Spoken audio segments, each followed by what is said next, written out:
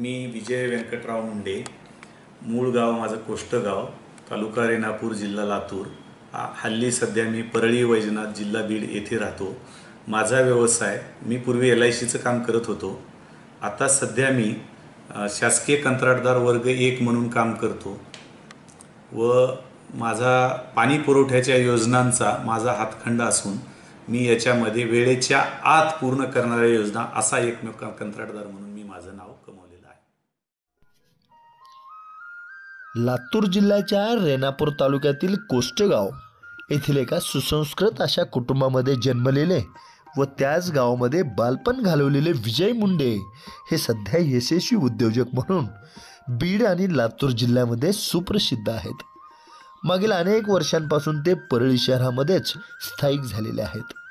सुरुवातीच्या काळामध्ये LICच्या माध्यमातून व्यवसाय करणारे हे विजय मुंडे शासकीय कंत्राटदार झालेले आहेत. पाणी पुरवठा विभागामध्ये त्यांचे उत्कृष्ट असे कार्य आहे. अगदी वेळेच्या अगोदरच संबंधित योजना पूर्ण करणारे एकमेव गुत्तेदार म्हणून लोकांनी त्यांचा आजवर अनेकदा सन्मान केलेला आहे आणि शासन स्तरावरही त्यांचा मोठा गौरव झालेला आहे. मोठ्या कुटुंबामध्ये त्यांचा जन्म झालेला आहे. त्यांचे वडील हे खूप जाणकार होते. त्यांनी त्यामुळे त्यांच्यावर चांगले संस्कार केलेले आहेत. त्यांच्या कुटुंबातील अनेक जण वेगवेगळ्या क्षेत्रामध्ये यशस्वी झालेले आहेत. विजय मुंडे यांनी मोठ्या मेहनतीने हे यश मिळवलेले आहे. आपल्या कामातून त्यांनी या जीवनामध्ये विजय मिळवलेला आहे. म्हणून अशा या कर्तबगार व यशस्वी उद्योजकाच्या आजवरच्या जीवनकार्यावर प्रकाश टाकण्याकरिता त्यांच्याशी आमचे मुलाखतकार संतोष रोकडे यांनी साधलेला हा विशेष संवाद पहा न्यूज 1 महाराष्ट्र वाहिनीवर.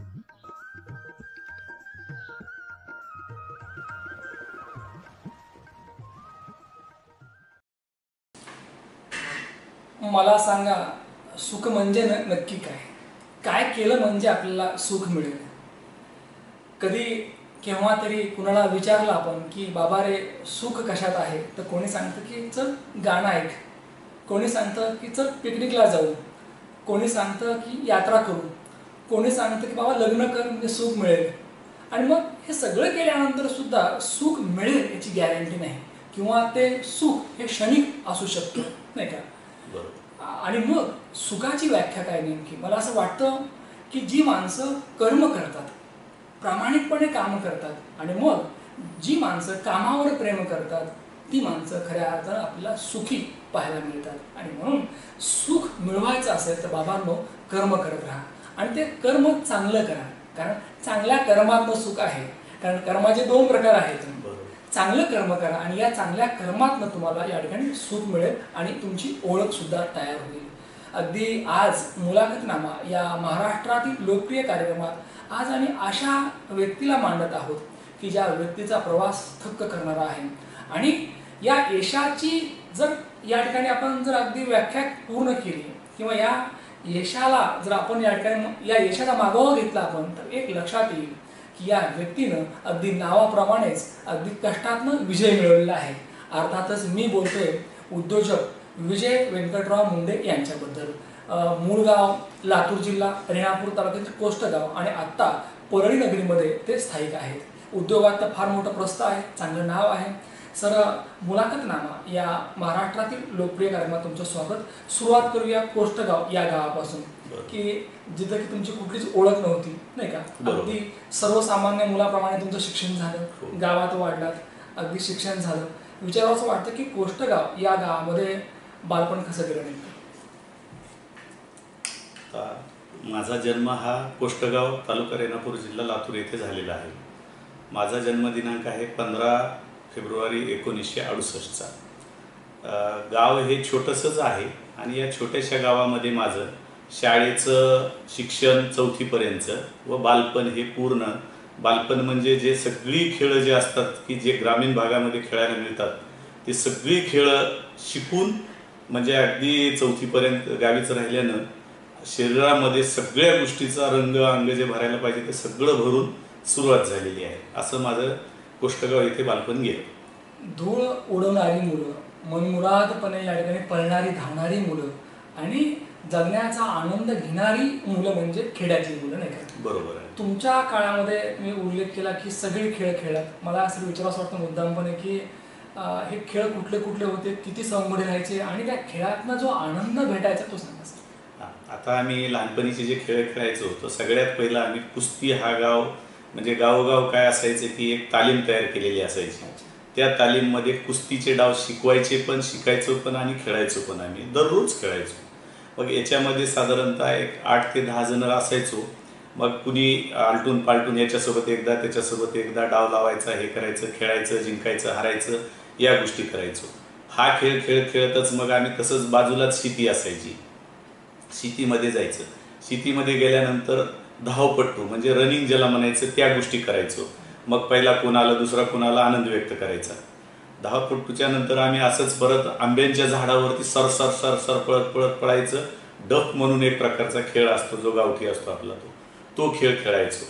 असे याच्यानंतर आणखी आम्ही गोट्या खेळायचो, कबड्डी खेळायचो. असे जी सर्व म्हणजे अशी माती अंगाला लागली पाहिजे अशी खेळ आहेत ती सगळी खेळ आम्ही खेळत होतो. तुम्ही उल्लेख केलेल्या या सगळ्या खेळामध्ये कुठेही पैसे लागत नव्हते, काहीही नाही, बिन पैशाचे खेळ होते. हो. पण आनंद खूप द्यायचे. बिलकुल. हल्ली मुलं बघतो आपण की व्हिडिओ गेम नाही का, अगदी मोबाईल मध्ये गुंतलेले असतात, अगदी 4 भिंतीमध्ये कोंडलेले असतात. तर हे तुमच्या बाबतीत नव्हतं खरं तर, नशिबवान आहात. साहेब मला विचारावं असं वाटतं की तुम्ही उल्लेख केला कुस्तीचा, तर कुस्तीच्या आखाड्यामध्ये जेव्हा कुस्त्या लागायच्या तर हार जी चालते नाही का, तर नेमकं तुमच्या बाबतीत काय व्हायचं, म्हणजे जिंकणं होतं का हारणं होतं? नाही, मी शक्यतो हार हा फार कमी प्रकारचाच पाहण्यात यायचा. एखादी वेळ नावच विजय आहे. हो, एखादी वेळ दुसरी वेळ, परंतु कधीच हार हा शब्द खेळातही कधीच मी हारलो नाही कुठेही असं.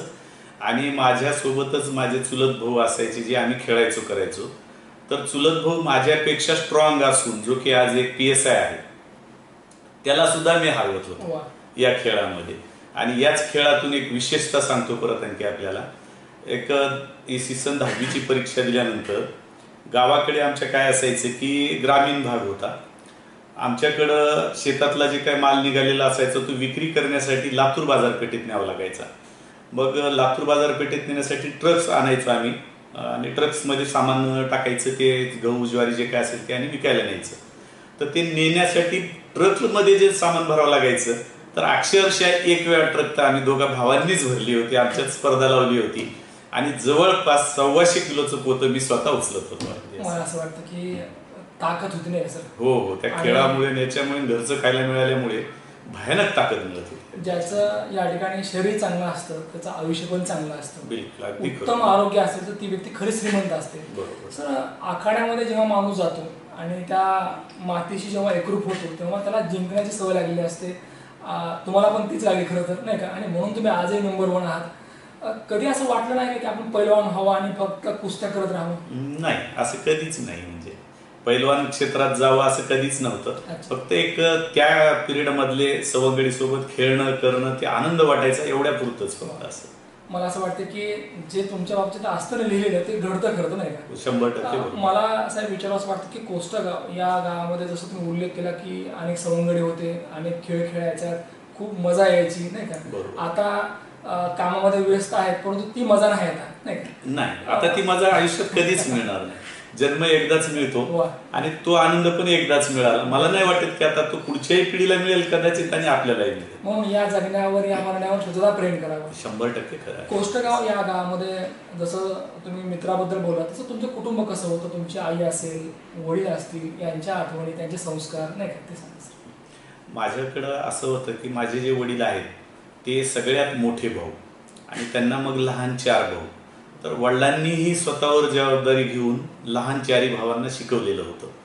मग ते शिकवताना असं शिकवलेलं होतं की ते 4 भावामध्ये नंबर 4चे जे भाऊ होते ते मेडिकल सुपरिटेंडंट होऊन रिटायर झाले, म्हणजे अगदी क्लास 1 ऑफिसर होऊन. आणि त्याच्यापेक्षा छोटे भाऊ जे होते त्यांना तर एवढं शिकवलं होतं वडिलांनी की अक्षरशः जलसंधारण विभागामध्ये सेक्रेटरी म्हणजे सचिव होऊन रिटायर झाले. आणि इतकं की एकदम महात्मा गांधीजींचे तत्व घेऊन जगणारी माणसं, म्हणजे ही सगळी आमची मोठी फॅमिली. तर त्याच्यापैकी ते सगळं हे करायचे. आता वडील आहेत तुमच्या? नाही, वडील 2014ला गेले. म्हणजे आई आहे. बरं, आईच्या बाबतीमध्ये आपण माणूस जास्त बोलतो नाही का, कारण आईची जास्त माया असते. बरोबर. तर तुमच्या बाबतीमध्ये बालपणी तुमच्या आईची माया, आईने केलेले संस्कार आणि आठवणी असतात नाही का, तसं तर आईबद्दल किती लिहा शब्द अपुरे पडतात. बरोबर. तुमच्या बाबतीमध्ये तुमच्या आईचं महत्त्व, आईची माया, आईचे संस्कार काय सांगतात? काय आहे की सगळ्या या ज्या गोष्टी असतात आपल्यावर, आई आणि वडील हेच खरोखर आपल्यावर संस्कार घडवत असतात. आणि लहानपणी त्यांनी जे काही आपल्याला शिकवण दिलेली आहे, किंवा आयुष्यात कुणाला फसवायचं नाही, आयुष्यात लबाड बोलायचं नाही, कुणाशी वाईटपणा घ्यायचा नाही, आपल्याला एखादा पुढं आडवा आला तर आपण रस्ता सोडून पुढं दुसरीकडनं वाकडा करून जावा यावा, अशा ज्या काही गोष्टी आईने आणि वडिलांनी आपल्याला शिकवल्या त्या आयुष्यभर आपल्यासोबत, म्हणजे त्याची शिदोरी आहे आपल्यासोबत. लहानपणे अभ्यासासाठी कधी आईचं रागवणं खाल्लं होतं? नाही, कधीच नाही, नाही.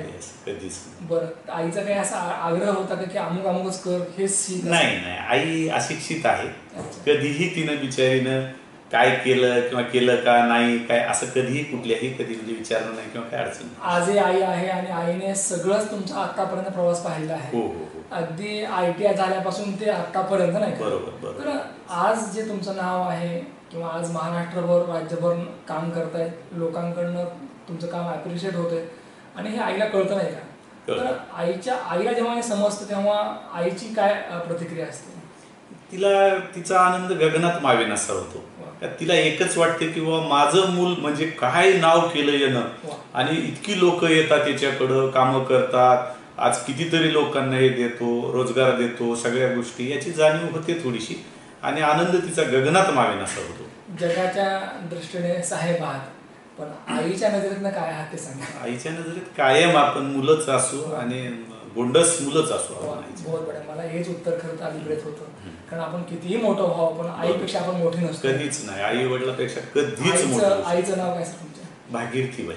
मी न्यूज ऑन महाराष्ट्र चॅनलच्या वतीने तुमच्या आईंना याने सॅल्यूट करतो की ज्यांनी खरंच अगदी विजय या नावाप्रमाणे विजय, सतत विजयी होणारं हे रत्न घडवलं.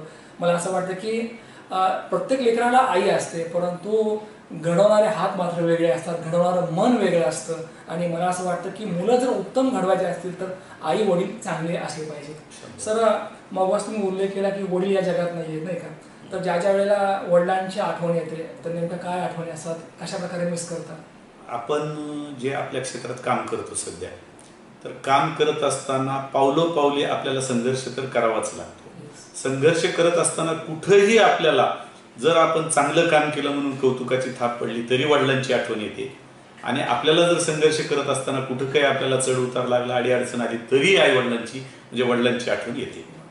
निश्चितपणे मला असं वाटतं की ज्या माणसामध्ये मी परा नाही त्याला आई वडील आठवतात नाही का, त्याला मित्रही आठवतात, सगळेच आठवतात. साहेब, अगदी शिक्षण घेत असताना असं काही टार्गेट होतं का की आता मला पुढं काहीतरी MBBS करायचे किंवा इंजिनिअरिंग करायची किंवा ITI करायचे, काय नेमकं म्हणजे कसा हा प्रवास होता? नाही, आता मी शिक्षण ज्यावेळेस घेत होतो त्यावेळेस 1984-85ला मी राजर्षी शाहू कॉलेजचा विद्यार्थी होतो, सायन्सचा. अचानक माझ्यामध्ये थोडंसं मोठ्या भावामुळे काही गोष्टीचे बदल झाले आणि त्यांनी असं सुचवलं की बाबा आपणास आपल्या घरातला कर्ता म्हणून किंवा लवकरात लवकर उत्पन्नाचे साधनं व्हावे म्हणून त्यांनी मला ITIला इलेक्ट्रिशियन या कोर्सला लातूर शासकीय कॉलेजलाच घातलं. आणि मग तिथून मी ITI कम्प्लीट झालो. कुठंतरी तुमच्या मनामध्ये एक स्वप्न होतं की आता आपल्याला काहीतरी मोठा अधिकारी व्हायचे किंवा आपलं MBBS करायचे, मग ते स्वप्न कुठंतरी अर्धवट राहील असं वाटत नाही? मी युवा असताना माझ्या डोक्यात एवढंच होतं की आपल्याला आता 100% नोकरी करायची, शासकीय नोकरी करायची, हे असंच डोक्यात होतं. आणि ITIला त्याच उद्देशानं घातलेलं होतं. परंतु ज्या वेळेस ITI माझा झाला, मी 1-2 ठिकाणी इंटरव्ह्यू पण दिले. जे आपलं महाराष्ट्र स्टेट इलेक्ट्रिसिटी बोर्ड आहे त्याच्यामध्ये माझ्या ट्रेडच्या हिशोबाने मला नोकरी मिळते म्हणजे शासकीय ऑपरेटर म्हणून. तर त्या ऑपरेटर पदासाठी मी 2 वेळा इंटरव्ह्यू दिला. दोन्ही वेळा थोडंसं पैशाची मागणी झाली की बाबा जर तुम्हाला नोकरी करायची असेल तर पैसे द्यावे लागतील. मग मी त्याच दिवशी शपथ खाल्ली किंवा पैसे देऊन मला नोकरी करायची नाही आणि मी आता इथून पुढे मी माझ्या व्यवसायात कसं कुठल्या जाईन आणि करेन ते बघेन, पण मी नोकरीसाठी प्रयत्न करणार नाही. सुरुवातीचं ध्येय साहेब होतं की नोकरी करायची, परंतु काही गोष्टी अशा घडल्या की नोकरी करायची नाही असं निश्चित केलं आणि पाहता पाहता गावाकडे परत आला असेल. आणि मग मला विचारावं असं वाटतं की त्या काळामध्ये परळी या शहरामध्ये काय यावं असं वाटलं? तर आता माझा इलेक्ट्रिशियन हा कोर्स मी केलेला होता ITIचा. इलेक्ट्रिशियनच्या जागा ज्या असतात शक्यतो एकतर ऑपरेटर म्हणून असतात MSCB मध्ये, किंवा थर्मल पॉवर स्टेशनला याच्या खूप जागा असतात. इथं वीज निर्मिती होत असल्यामुळे यांनी इथं आपलं सिलेक्शन होईल या उद्देशाने मी परळीला जुलै 1987 आलो व इथं मी थांबलो.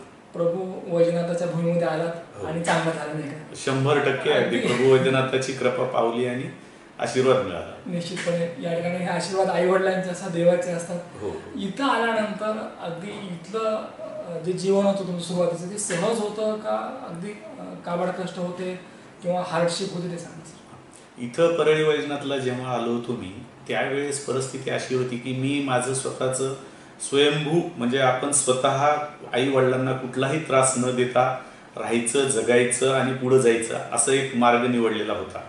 मग या प्रक्रियेमध्ये मला ज्यावेळेस सुरुवातीला 87ला परळीला आलो तर कुणीही इथं फक्त साधं 10 रुपयाचं सुद्धा उधार कुणी देत नव्हतं. सुरुवातीला संघर्ष होता एक 3 वर्षाचा पिरियड. मग मी जेव्हा माझं थर्मल पॉवर स्टेशनमध्ये काम करायचो 3 महिने आणि त्याचा पैसा जो कमवायचो त्यात वर्ष काढायचं मी माझं स्वतःसाठीचं, असे मी जवळपास 87 ते 90चा पिरियड काढला. आणि मग 1990 नंतर मग मी माझं LICच्या सुरुवातीचा जो टप्पा होता अगदी टेम्पररी नोकरी होती नाही का, कमी पगार असेल, मग कधी असं 11 रुपये दररोज हजेरी त्यावेळेला वाटलं ना गावाकडे जावं किंवा आई वडिलांकडे काही पैसे आणावेत किंवा ही नोकरी नको असं? नाही, कधीच नाही. आई वडिलांनी दिले तरी घेत नव्हतो. फक्त एवढंच होतं की आई वडिलांना काळजी म्हणून बिचारे इथं येऊन गहू आणून द्यावा, ज्वारी आणून द्यावी, तुरीची डाळ आणून द्यावी, हे मात्र वडील नेहमी करायचे. अगदी मायेने. तुमच्याशी संवाद साधताना मला लक्षात आलं की तुम्ही प्रचंड स्वाभिमानी आहात. हो. तर एक विचार असं वाटतं की या स्वाभिमानाला कधी ठेस लागणार राहण्याची काळजी पण तुम्ही घेतली नाही का?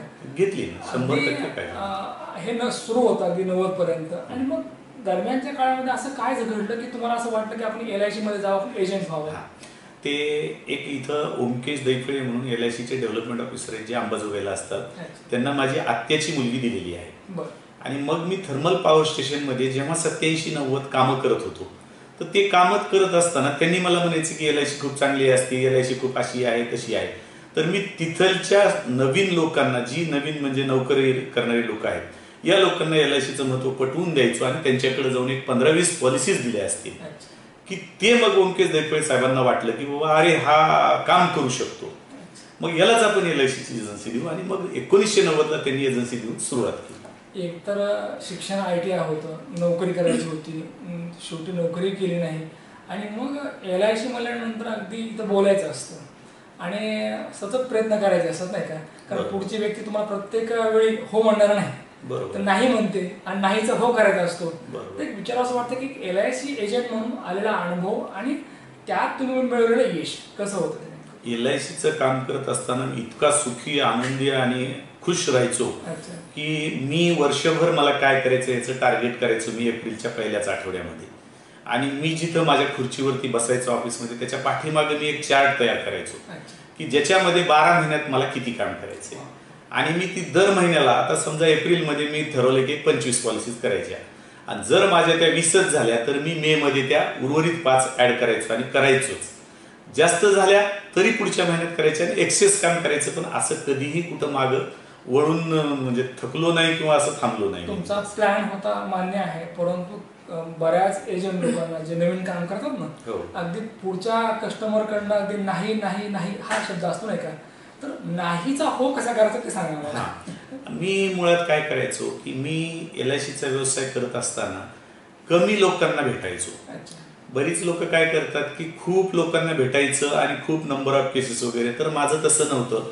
मी शॉर्ट मध्ये लोकांना भेटायचो, इतक्या कमी लोकांनाच भेटायचो की त्यांनाच इतका जास्तीचा वेळ देऊन त्यांच्या आयुष्यातल्या गरजा काय आहेत याची जाणीव करून द्यायची.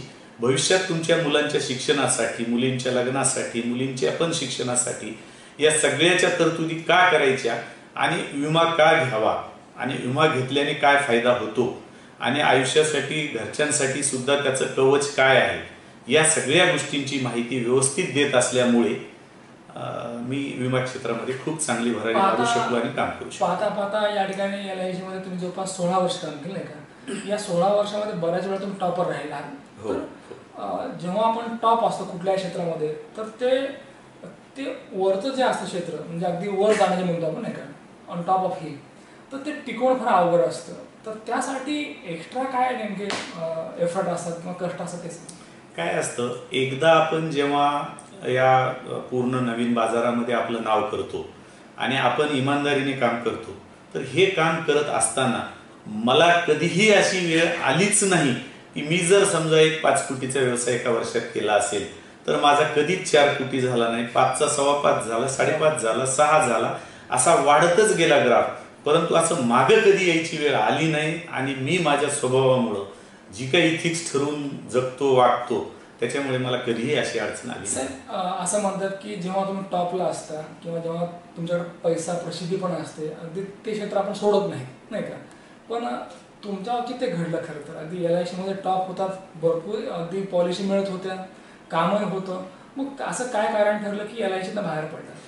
याच्यामध्ये काय होतं की आता माझा स्वभाव जो आहे, एखाद्या माणसानं जर आपल्याला लहानपणी हाताला धरून चालायला शिकवलं असेल तर त्या माणसाचे आयुष्यभर आपण उपकार विसरायचे नाहीत किंवा या माणसाने आपल्याला चालायला शिकवलं. या LICच्या क्षेत्रात पण तसंच झालं. आत्याचे मिस्टर म्हणजे आत्याच्या मुलीचे मिस्टर असल्यामुळं त्यांच्यात थोडासा दुरावा निर्माण झाला आणि ते थोडंसं स्पर्धा करू लागले माझ्यासोबत. मग असे काही स्पर्धा करू लागले की मी मोठ्या मोठ्या पॉलिसीज करायचो, मग त्यांनी तिथं जावं म्हणावं किंवा ते मलाच व्यवसाय पाहिजे, त्याला देऊ नका, त्याला गरज नाही, तो मोठा आहे, असा आहे, तसा आहे. मग मी ह्या गोष्टी जेव्हा माझ्या कानावरती पडल्या तर त्या दिवशी मी ठरवलं की आपण एवढा चालता व्यवसाय जरी असेल, त्यांना आज आपल्याबद्दल जर तसं वाटत असेल तर याच माणसाने आपल्याला या क्षेत्रात आणलेलं आहे, तर आपण हा व्यवसाय सोडायचा आणि उद्या काय करायचं हे आपण ठरवू, पण आज आपल्याला हा व्यवसाय सोडायचा. मला असं वाटतं की एखादं क्षेत्र सोडताना फार त्रास होतो नाही का. बरोबर. अगदी त्या क्षेत्राची आपल्याला अगदी पूर्णपणे ते आपल्याला माहिती झालेली असते, अंगवळणी पडलं असतं. मग जेव्हा हे ठरवलं की आता यातनं बाहेर पडायचंय, मग त्यावेळेला पुढं काय, कारण क्वेश्चन मार्क असतो पुढं काय. अगदी बरोबर. या पुढं काय तर उत्तर काय होतं? आपला प्रश्न बरोबर आहे. याच्यामध्ये ज्या वेळेस मी ठरवलं की बाबा आता आपल्याला LICचं काम नाही करायचं, त्या दिवशी मी ठरवलं की ओके मग काय करायचं. तर शांततेने मी 1 महिनाभर पुढं पाहिलं आणि मग 1 महिन्यानंतर असं झालं की मी LICचं काम करत असताना ज्या ज्या माणसांना मदती करायचो त्यातले एक परभणीचे माधवराव तुकाराम फड म्हणून खूप मोठी हस्ती आणि कॉन्ट्रॅक्टर आहेत, जी की त्यांनी मला होऊन बोलून घेतलं आणि म्हणाले की तुझ्यात खूप क्वालिटी आहे. म्हणजे मी LICचं करत असतानाच ते माझ्या मागे होते की तू कॉन्ट्रॅक्टर म्हणून काम कर, तू खूप सक्सेस होशील. पण मी म्हणायचं मामा नाही, मी समाधानी आहे, आनंदी आहे, मला काही याची आवश्यकता नाही. पण जेव्हा मला वाटलं की आता दुसऱ्या व्यवसायात पदार्पण करायचे तर त्यांनी मला सुचवलेल्या गोष्टीत मी पदार्पण केलं आणि मग त्यांनी मला माझं स्वतःचं नोंदणी करण्यासाठीची जी सुरुवात असते ती त्यांनी माझी नोंदणी करून सुरुवात करून दिली व मी तिथून एक 90 लाखाचं काम फर्स्ट माझ्याच नावावर घेऊन MSCBचं सुरुवात केली माझ्या दुसऱ्या व्यवसायात. की तुम्ही यांचा उल्लेख केला की मामा फड मामा नाही का, फड साहेब, की ज्यांनी तुम्हाला खऱ्या अर्थानं पहिली लिफ्ट दिली. अगदी मी तर म्हणेन ती लिफ्ट नव्हती, गिफ्ट होत खरं तर ते. 100% खरं. अगदी कोणी कोणाला मदत करत नाही, पण जेव्हा अशी माणसं आपल्याला मदत करतात ती देवासारखीच असतात ती. हो हो साहेब, ज्या वेळेला या नवख्या क्षेत्रामध्ये यायचं तुम्ही ठरवलं, अगदी हे क्षेत्र नौकं होतं, मग असं कधी वाटलं नाही का की आपलं अपयश येऊ शकतं किंवा आता आपलं कसं होईल नेमकं? नाही, मी अपयशाची तर कधी भीती अशी माझ्या मनाला आजच्या दिवशी म्हणजे जवळपास आता माझं वय 55 आहे, आजपर्यंत आणखी मला असं अपयशाची भीती कधीच वाटतही नाही वाटलीही नाही. मी असा आहे की त्यातल्या उणिवा शोधतो. माणूस तर प्रत्येक चुकतच असतो, पण आपल्या चुका काय झाल्या हे संध्याकाळी विचार करतो की दिवसभरात मी काय केले. जर माझ्या 4 गोष्टी चुकल्या असतील तर दुसऱ्या दिवशी त्याची दुरुस्ती करतो आणि परत त्या क्षेत्रात मी म्हणजे हे करतो. त्याच्यामुळे मला आजपर्यंत कधीही असं अपयश नावाची गोष्ट आली नाही. मला जिथं काम पाहिजे तिथंच काम मिळत गेलं. मला अशी कधीही अपयशाची पायरी चढायची वेळ आजच्या क्षणापर्यंत आली नाही, येणार. कुस्तीच्या आखाड्यापासून खरं तर विजयाची सुरुवात झाली होती आणि ते आज तागायत मला वाटतं ते टिकून आहे. 100%. सर, तुमची आणखी एक चांगली सवय आहे जी आज आम्हाला आमच्या पूर्ण प्रेक्षकासमोर मांडायची आहे, ती म्हणजे अशी की तुम्ही कुठलंही काम वेळेच्या आत करता. ठरवून अगदी ठरलं, विदिन टाइम नाही का. हो.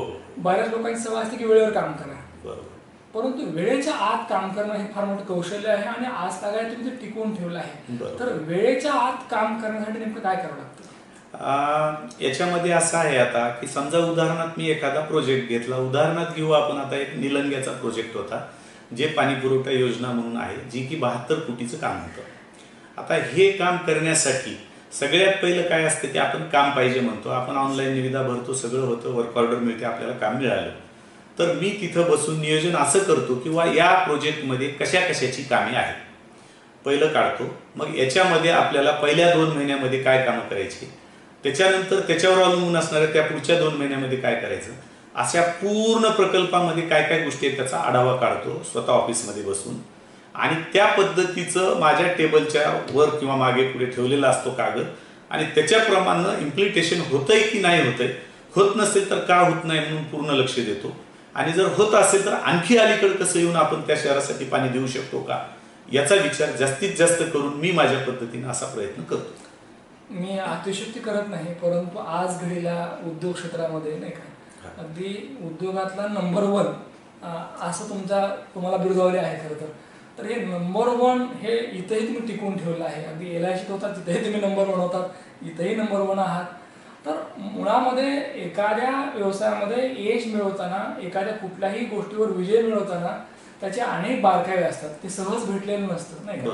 तर यासाठी नेमके कुठले पत्ते पाळले पाहिजेत, कुठल्या गोष्टी आपण फॉलो केल्या पाहिजेत, नेमकं काय क्रायटेरिया असायचं याच्यामध्ये? आता काय आहे, सगळ्यात महत्त्वाच्या ज्या गोष्टी आहेत, आता व्यवसाय असा असतो, आपण उद्योग जगतात जेव्हा प्रवेश करतो तर व्यवसाय करत असताना आपल्याला खूप खालीवरी गोष्टी पाहायला मिळत असतात. म्हणजे उदाहरणार्थ आता काय असतं की कंत्राटदार हा विषय जो आहे कामाचा, तर या व्यवसायामध्ये नोकरदार असतात, मित्र असतात, सगळे असतात, व्यसनी असतात, कुठेही टाइमपास करतात, सगळ्या गोष्टी करतात. तर मी या मताचा माणूस आहे.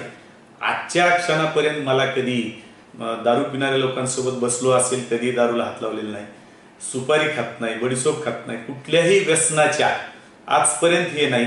मी दिल्लीपर्यंत जातो, मिटिंगा करतो, मुंबईपर्यंत जातो, मंत्रालयात जातो, सगळीकडे जातो, पण आत्तापर्यंत तरी मला या कुठल्याही व्यसनाने शिवलेलं नाहीये किंवा हे नाही. त्याच्यामुळे मला ते माझ्यातला जो कॉन्फिडन्स आहे आणि त्यातल्या ज्या काही उणिवा वगैरे शोधून मी त्यातल्या मात करतो, त्याच्यामुळे मला असं काहीही वाटत नाही की म्हणजे काय अडचणी येतील. मला असं वाटतं की लोकांना दिसलेलं असेल आणि नसेल दिसलं, मला एक व्यसन आहे ते म्हणजे कामाचं. बस कामाचं व्यसन मात्र खूप मोठं आहे. आणि तुम्ही जे म्हणालात ते नंबर 1 वगैरे, नंबर 1 साठी 2 साठी मी कधीच झगडत नाही. मला जे लागते ते मला तेवढं करावंच वाटतं, त्याच्यात मला आनंद मिळतो. साहेब, मला विचारावं वाटतं की आपण जेव्हा इतकं काम करतो, आपण अगदी कामामध्ये आपल्याला झोकून देतो, त्यावेळेला हे करत असताना आपल्या जवळची जी माणसं असतात, मग ती आपली पत्नी असेल किंवा आई असेल किंवा घरातले कुठले मेंबर असतील, यांची आपल्याला साथ लागते. तर तुमच्या या प्रवासामध्ये कोणाकोणा साथ लाभली की जेणेकरून इतकं चांगलं आपलं यश संपादन करतात? मला या कामामध्ये सगळ्यात प्रामुख्याने म्हटलं तर माझी धर्मपत्नी सौ ज्योती मुंडे जी आहे, तिचं पूर्ण सहकार्य. म्हणजे काय असतं, आता समजा मी या व्यवसायामध्ये सकाळी पहाटे 5 वाजता जरी उठून निघालो तर माझ्या गाडीमध्ये माझा बायकोने डब्बा दिलेला असतो. कितीही पहाटे 4ला निघू, 3ला निघू, 2ला निघू, 5ला निघू, आणि इतकी काळजी की परत म्हणजे तितक्या वाजता खाल्लं का विचारपूस, ड्रायव्हरला फोन करून विचारायचं की वा साहेब जेवले का, म्हणजे पूर्ण काळजी घेते ते सर्व. म्हणजे त्याच्यामध्ये नंबर 1ला म्हणजे बायको आहे. आणि मग नंबर 2ला मुलगा पण, भले तो शिक्षण घेत असेल, शिकत असते वेळी, तो पण आठवण करून देतो की पप्पा वेळेवर जेवा, कामं करू नका, असं अडचणीचं माझ्या घरात कुणीही नाही. माझे संस्कार त्यांच्यावर आहेत, ते सगळी म्हणजे एकदम ही. फक्त एवढ्या गोष्टीचं ते मुलाचं आणि मिसेसचं मला सहकार्य 100% भेटतं. तुमचा मुलगा काय करतो? हा, माझा मुलगा आता MBBS फायनल पूर्ण झालेला आहे आणि DY पाटील पुणे या कॉलेजमध्ये इंटर्नशिप करत आहे. म्हणजे मला असं वाटतं की कधी काही तुमच्या मनामध्ये कुठतरी हे होतं की आपण डॉक्टर झालं पाहिजे, नाही का? हो, मी LICचं काम करत असतानाच त्याच्यासाठी ठरवलेलं होतं आणि पॉलिसीज काढल्या होत्या की बाबा हा फ्री सीट मधून नाही लागला, आपल्याला कदाचित फीस भरून जर लागला वगैरे तर त्याच्यासाठी पॉलिसीज असाव्या. एवढं मी अगोदरच त्याचा जन्म झाल्याच म्हणजे डोक्यात विचार केला. मला असं वाटतं की तुमच्या मुलाने तुमची इच्छा, तुमचं स्वप्न पूर्ण केलं. आणि माणसाच्या आयुष्यामध्ये आनंद तेव्हाच असतो जेव्हा आपली मुलं कर्तबगार निघतात, नाही? बरोबर आहे. सर, अगदी एक विचारावंसं वाटतं की आतापर्यंत ही जी वाटचाल आहे, या पूर्ण वाटचालीचं जे श्रेय आहे, या यशाचं श्रेय आपण कोणाला देऊ इच्छितो? म्हणजे कोणामुळे हा प्रवास घडला? आता यात सगळ्यात प्रामुख्याने मी, माझी बायको, मुलगा आणि माझे मेहुणीचे मुलं पण आहेत 2, जो की एक MD डॉक्टर आहे आणि दुसरा बँकेत चीफ मॅनेजर होता, पण तोही आता म्हणजे माझ्याच व्यवसायामध्ये आला. तर ह्या सगळ्यांचं मला खूप सहकार्य असतं. या सहकार्यामुळेच मी म्हणजे पुढं हे करू शकतो. थँक्यू. कोणालाही न दुखावता अगदी आपली वाट आपण पकडायची. अगदी कुठलंही व्यसन आपण केलं नाही पाहिजे, कारण व्यसन हे तुम्हाला उद्ध्वस्त करतं. आणि जर व्यसन करायचं असेल तर या ठिकाणी तुमच्या कामाचं व्यसन करा आणि कामाचंच करा, नाही का? अगदी जेव्हा आपण कामाचं बोलतो, कामाबद्दलच या ठिकाणी कुठेतरी जातो आपण आणि कामासाठीच आपण जेव्हा झगडतो तेव्हा हेच काम आपल्याला या ठिकाणी मोठं करतं. परंतु आपलं काम करत असताना लोकांचा कामापुरता वापर नाही करायचा ही साहेबांना पूर्णपणे माहीत आहे. अगदी ते सांगतायत की आपल्यामुळे कोणाला त्रास झाला नाही पाहिजे, नाही का? आणि आपण चांगलं वागलं की आपल्याला आज नाही, उद्या नाही, केव्हा तरी यश मिळतंच आपल्याला. कारण यश हे म्हणजे काही मार्केटला मिळत नाही, ते सहज मिळत नाही. तर त्यासाठी मन चांगलं असावं लागतं, प्रामाणिकपणा असला पाहिजे. आणि हे सगळं असल्यानंतर केव्हा तरी कुठेतरी आपलं यश निश्चित मिळतं. आणि त्याहीपेक्षा महत्त्वाचं म्हणजे मनाची श्रीमंती, तुम्ही सतत आनंदी राहा, नाही का? पैसा जर केला तर पैसा मिळत नाही, परंतु या ठिकाणी आपण जर प्रामाणिकपणे राहिला तर आपल्याला निश्चितपणे या ठिकाणी यश मिळतं. मुलाखतनामा या कार्यक्रमात विजयजी मुंडे यांच्या साधला संवाद, त्यांची घेतलेली मुलाखत प्रेक्षकांना नक्की आवडली असेल. परत भेटूया पुढच्या मुलाखतीमध्ये. तोपर्यंत पाहत राहा न्यूज 1 महाराष्ट्र चॅनल. धन्यवाद. महाराष्ट्रातील लोकप्रिय मराठी वाहिनी न्यूज 1 महाराष्ट्र.